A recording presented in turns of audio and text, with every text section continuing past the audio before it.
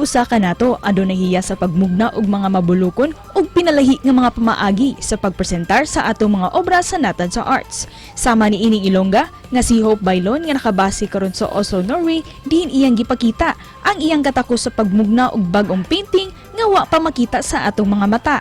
Nagsug sa pagbuhat og mga badlis hangtod nga iya kining naporma og naong sa usa ka tawo. Karong buntaga atong sayran kung unsa kini nga matang sa painting dinilang sa GMA Regional TV Live.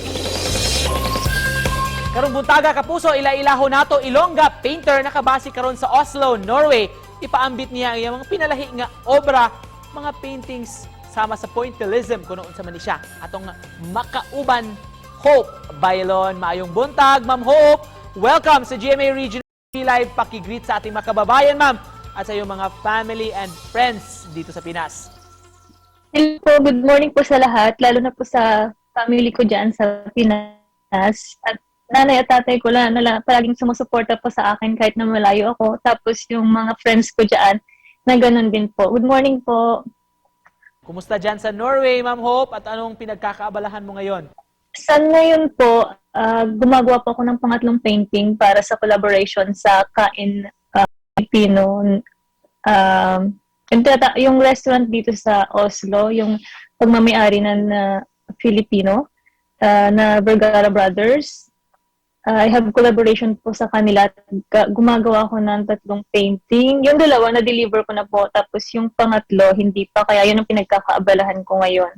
Tapos gumagawa din po ako ng paintings para sa art fair sa Netherlands na gaganapin sa September 30 to October 2. Kaya nagpe-prepare ako po ng ganon. Tapos from time to time po, work ako as assistant painter sa isang Norwegian artist at nag-work din po ako sa gallery. We've noticed that you have a different approach sa painting, Ma'am Hope. Can you tell us more about this? Nung nag-aral po kasi ako sa school na DT ko, kung saan ako nag-graduate, doon ko siya na-discover. By accident lang po yun. Kasi gusto ko talagang matutong mag-paint. Pero hindi masyadong na-satisfy ang teacher ko kasi parang very common ba? Yung lahat-lahat ng tao ginagawa na yung gano'n na style. Kaya para akong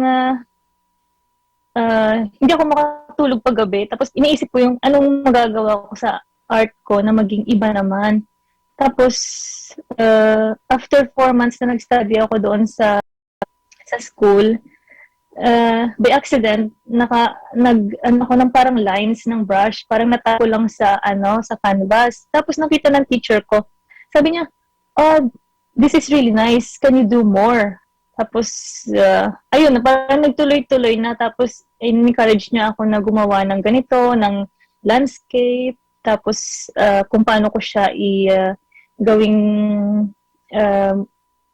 yung gawing maganda or Kaya by accident lang po talaga yung style na yun. Saan o kanino inspired itong mga obra mo, Ma'am Hope? At saan ka kumukuha ng concept? Yung na-inspire ako dati talaga. Gustong-gusto ko si Van Gogh. Na-inspire ako sa mga paintings niya. Tapos sa isang French artist na si Daniel, hindi ko ma-pronounce yung apelyido niya, Inkawa ata. Gustong-gusto ko kasi yung mga portraits. Pag nakikita ko sa mga galleries at museum, parang natatouch ako ba, lalo na yung mga mata.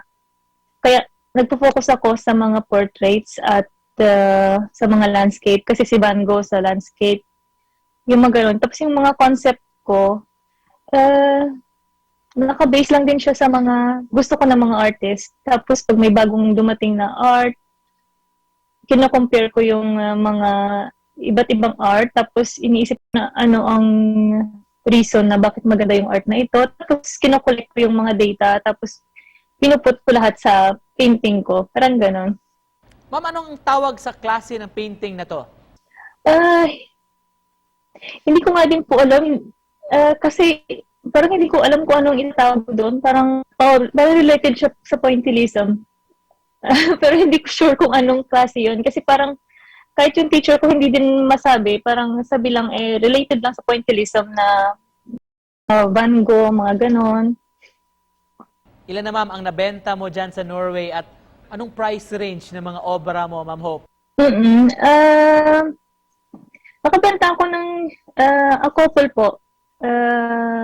May mga malalaki, may mga maliliit, pero usually malalaki. Tapos yung price range niya, from yung pinakamaliit, parang 3,500 hanggang sa 30,000 kroner. Pero nakakaya, kroner siya. Ma'am, if your life were a painting, what would it look like?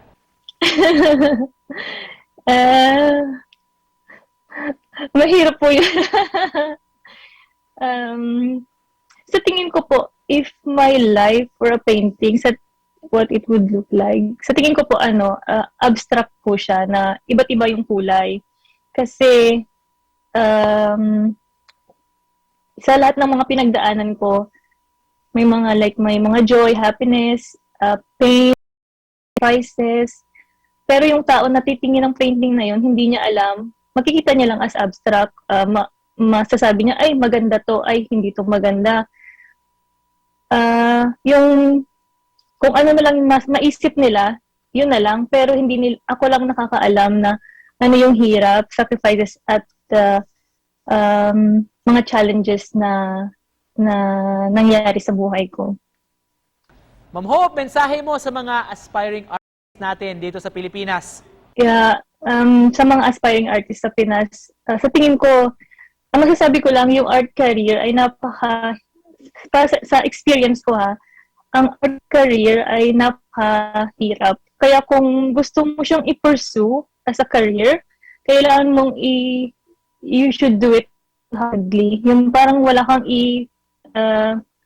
ibibigay mo lahat. Kasi pag hindi, mas madali kang mag-give up. Kasi napakahirap para sa kahirap.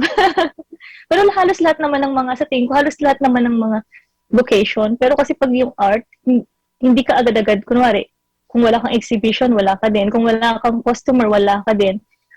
Parang, yeah. Kaya ibigay mo yung lahat mo kung gusto mo talagang i-pursue yung art. And finally, ma'am, message mo sa ating mga viewers this morning. Mensahe ko po sa viewers this morning. Maraming salamat po sa GMA sa pag-invite po sa akin kasi this means a lot po sa akin. At salamat sa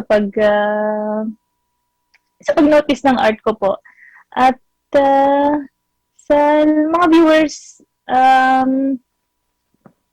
kung may pangarap po kayo, go lang po. Wag matakot.